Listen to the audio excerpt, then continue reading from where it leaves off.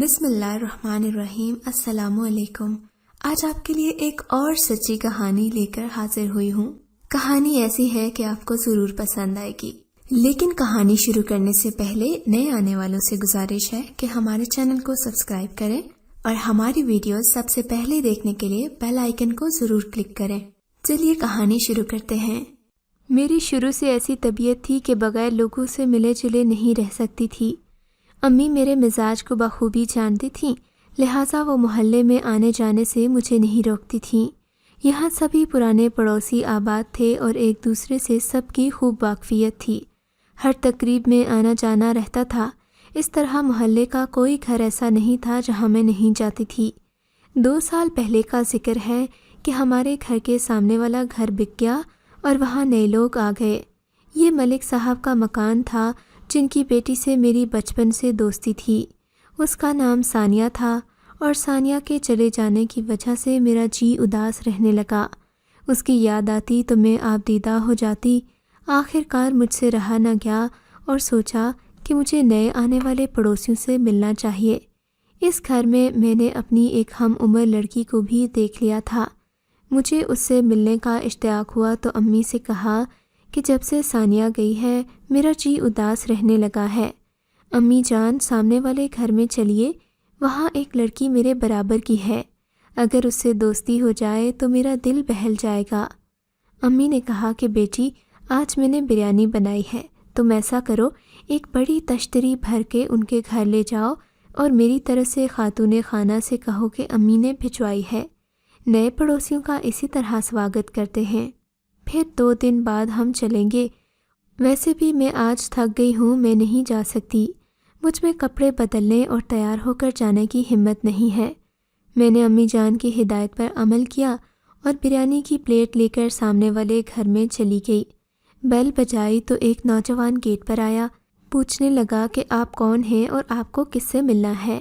میں نے بتا دیا کہ سامنے والے گھر سے آئی ہوں، والدہ نے بریانی بھیجی ہے، یہ لے لیجئے۔ وہ واپس پلٹ گیا اور میں اس کے پیچھے چلنے لگی۔ کچن کے پاس پہنچ کر اس نے کہا، سامنے رکھ دیجئے، امی آ جائیں گی تو آپ کو پلیٹ بھجوا دیں گی۔ میں نے کہا، کیا آپ کی والدہ گھر پر موجود نہیں ہیں؟ اس نے کہا کہ وہ ہماری پھپھو کے گھر دعوت پر گئی ہیں۔ میں نے کہا، آپ نہیں گئے؟ کہنے لگا، نہیں، مجھے کچھ کام تھا اس لیے نہیں گیا۔ میں نے کہا، آپ کی کوئی بہن نہیں ہے؟ کہنے لگا، ہاں ایک بہن ہے، مگر وہ بھی امی کے ساتھ گئی ہے۔ میں نے نام پوچھا تو اس نے کہا اس کا نام ماریا ہے۔ میں نے کہا مجھے اسی سے ملنا تھا۔ کہنے لگا، ٹھیک ہے، آپ اگلی بار آ جائیے گا جب ماریا گھر پر ہوگی۔ یہ سن کر میں وہاں سے نکل آئی۔ میں نے مڑ کر نہ دیکھا اور گیٹ کی طرف چل دی۔ میں باہر نکلی تو اس نے گیٹ بند کیا۔ میں نے مڑ کر دیکھا، وہ گیٹ کے اوپر سے جھانک کر مجھے جاتے ہوئے دیکھ رہا تھا۔ وہ چمکدار آنکھیں میرا پیچھا کرتی دکھائی دے رہی تھیں۔ اس روز میں دوبارہ نہیں گئی، البتہ اگلے دن شام کو ان کے گھر پہنچ گئی۔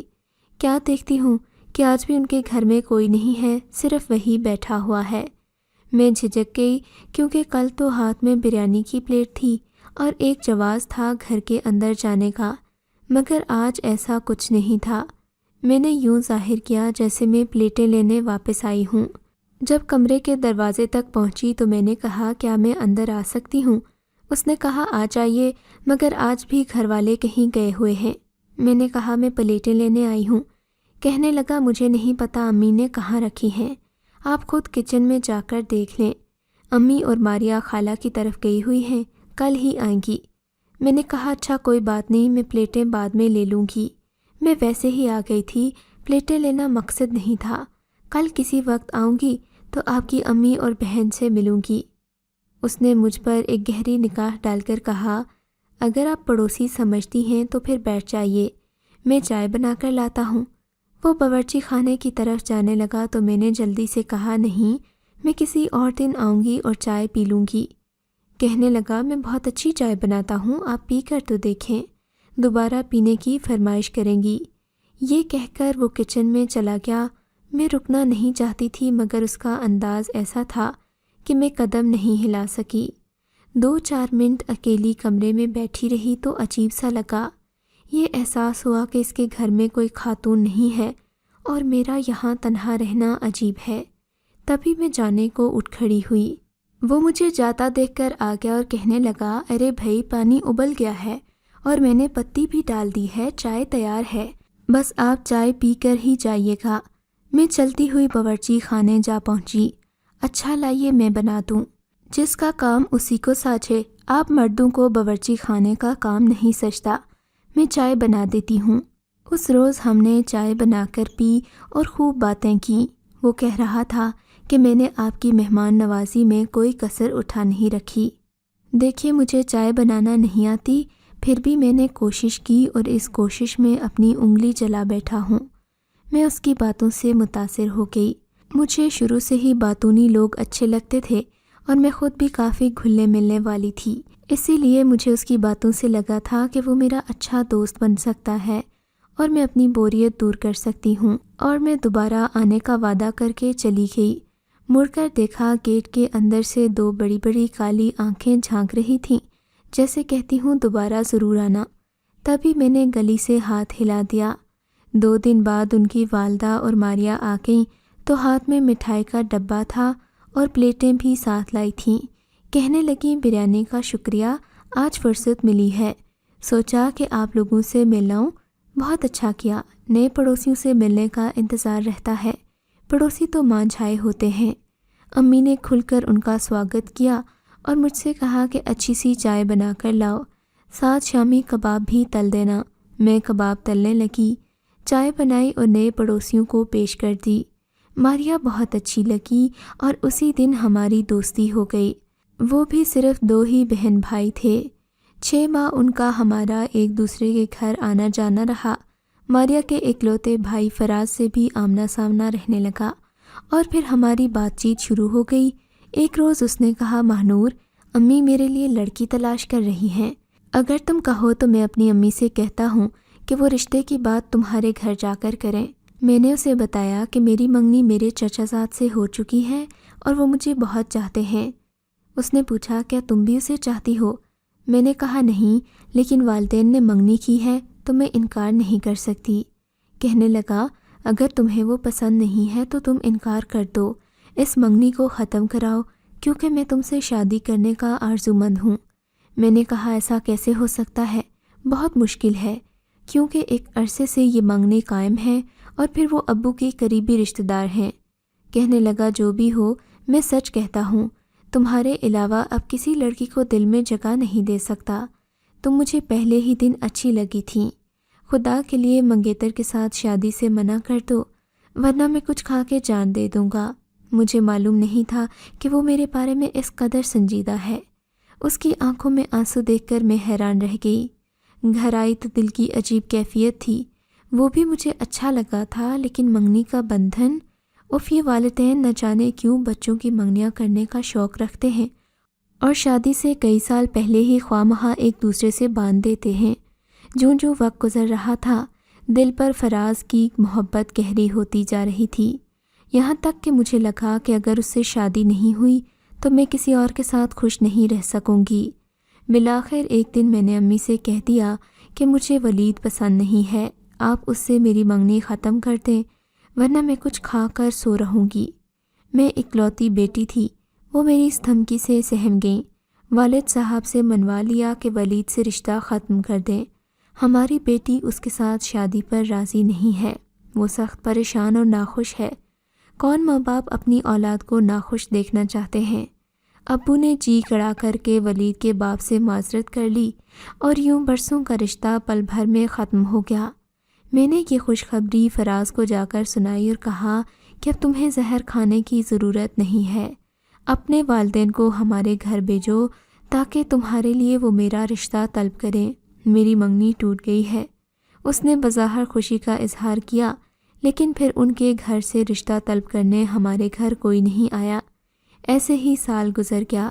ایک دن ماریا آئی اور بتایا کہ میرے بھائی فراز کی شادی ہونے والی ہے۔ یہ سن کر میرے سرد بدن میں لہر دوڑ گئی۔ مری ہوئی آواز میں سوال کیا، کس سے؟ تو کہنے لگا، ہماری ماموں کی بیٹی علیشا سے۔ 6 ماہ پہلے رشتہ طے ہوا ہے اور اب شادی کی تاریخ رکھ دی ہے۔ مجھے اپنے کانوں پر یقین نہیں آیا۔ میں نے کہا کیا فراز کی مرضی شامل ہے اور کیا اسے علیشہ پسند ہے؟ کہنے لگی پسند ہے تبھی تو یہ رشتہ ہوا ہے۔ خود فراز نے امی ابو کو مجبور کر کے علیشہ سے منگنی کرائی ہے، ورنہ اس کی شادی تو اس کے چچا کے بیٹے سے ہونے والی تھی۔ مجھے اپنے کانوں پر یقین نہیں آیا۔ میں پھٹی پھٹی آنکھوں سے اسے دیکھ رہی تھی۔ کہنے لگی تمہیں کیا ہوا ہے؟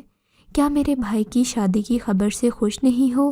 میں نے کہا میں خوش ہوں، اور پھر میں اٹھ کر کمرے میں چلی گئی، اپنا کمرہ بند کیا اور پھوٹ پھوٹ کر رو دی۔ اپنی اور اپنے چچا زاد کی منگنی کی وہ تصویر جوڑتی رہی جو میں نے فراز کی چاہت میں آ کر ایک روز پھاڑ دی تھی اور پھر الماری کے سب سے نیچے والے خانے میں پھینک دی تھی۔ چند دنوں بعد فراز کی شادی کا کارڈ بھی آ گیا اور پھر اس کی شادی علیشہ سے ہو گئی۔